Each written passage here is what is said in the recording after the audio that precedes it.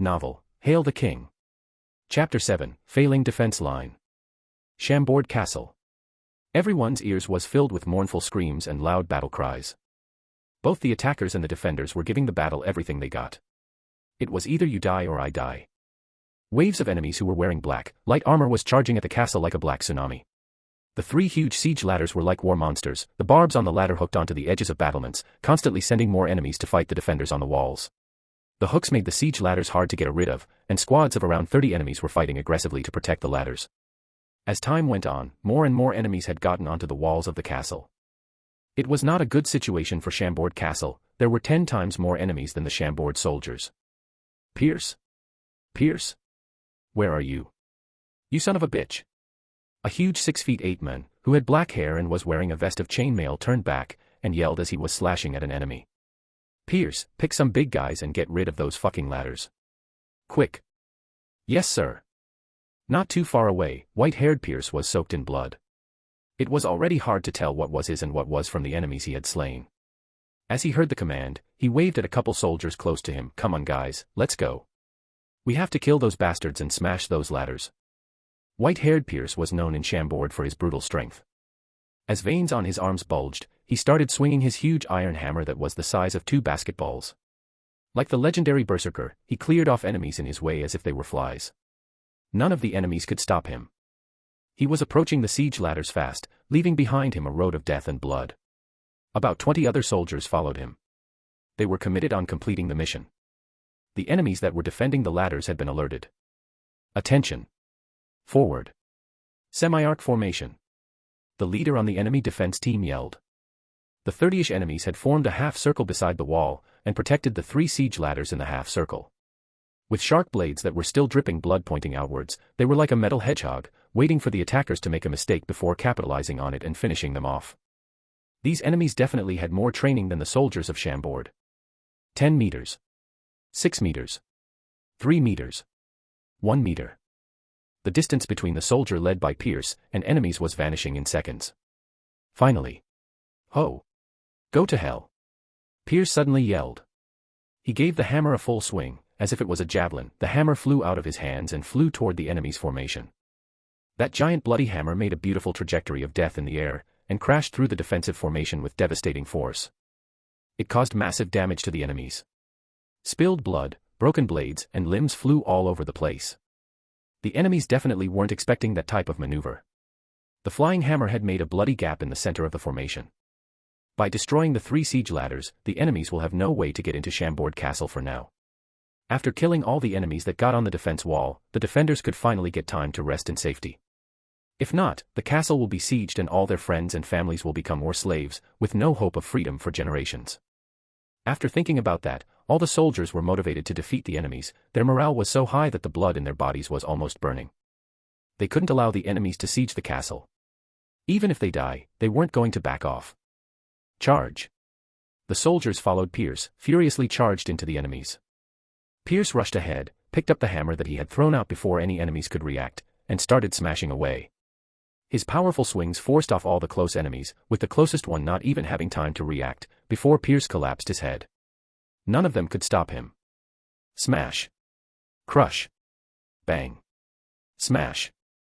Weapons, armor, and bare knuckles were colliding. Spurting blood, and detached limbs had painted the picture of hell. Boom! Pierce smashed the sword and the enemy in front of him off the castle. He looked up and the ladder was right in front of him. He swung the hammer once more to back off the approaching enemies. He sprinted forward and smashed all the hooks off of one ladder. Screw off! Pierce kicked the ladder with force. He heard a lot of screams. As the ladder fell down, the enemies who were still climbing all fell towards the ground like dumplings. They were crushed by the heavy ladder into bloody meat paste instantly. Nice! The black-haired commander saw what Pierce had done and yelled. Pierce!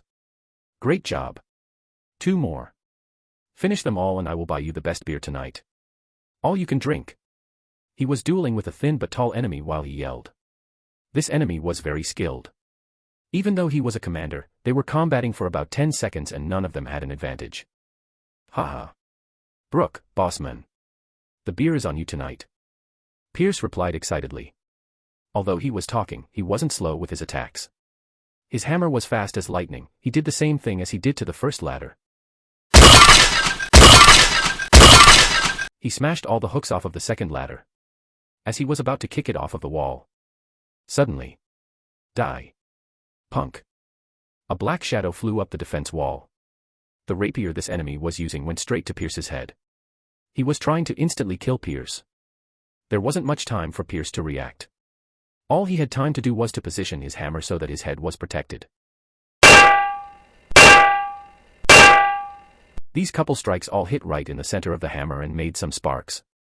An unstoppable force passed through the hammer and shocked Pierce. Even though Pierce was born with an inhuman strength, he couldn't hold against it. The force pushed him back 4 steps. It also broke a couple of his fingers, and he almost couldn't hold onto the hammer anymore. Shit. A master. Pierce was surprised. However, this enemy stopped attacking him. As this enemy raised up the rapier again, Pierce heard a ton of screams. The enemy was moving so fast that he turned into a black shadow again. The other soldiers who came with Pierce all fell on the ground. As he took a more detailed look, all of them had a hole in their heads.